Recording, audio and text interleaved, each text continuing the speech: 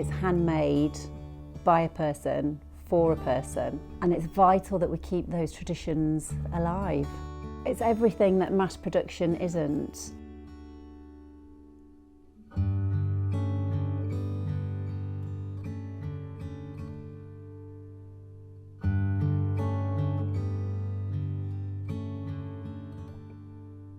Well, when I was 14, my gran died and left me £200, and I used the money to commission a pendant from a local jeweller in Sheffield, and I was just captivated by his workspace, his studio space, and the whole process really.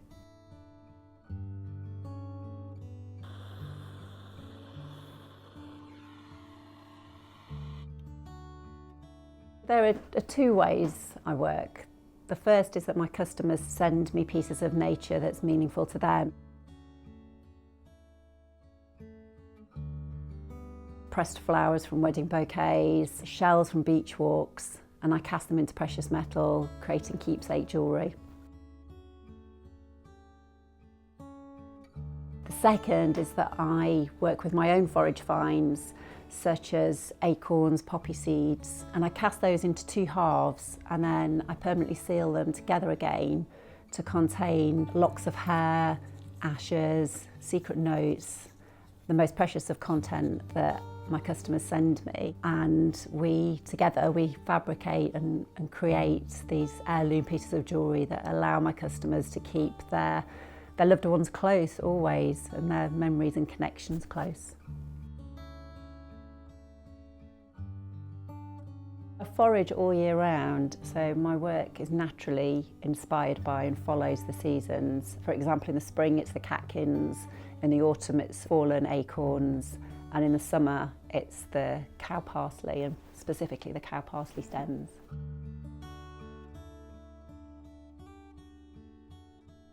My work is all about connection, loss, love.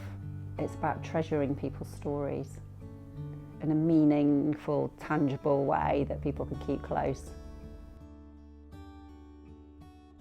I think these kind of pieces are something that's tangible, a tangible piece of jewellery that allow people to keep loved ones close, keep memories close. And I was guided by my customers really. These were the kind of pieces that people were coming to me to commission, to ask for.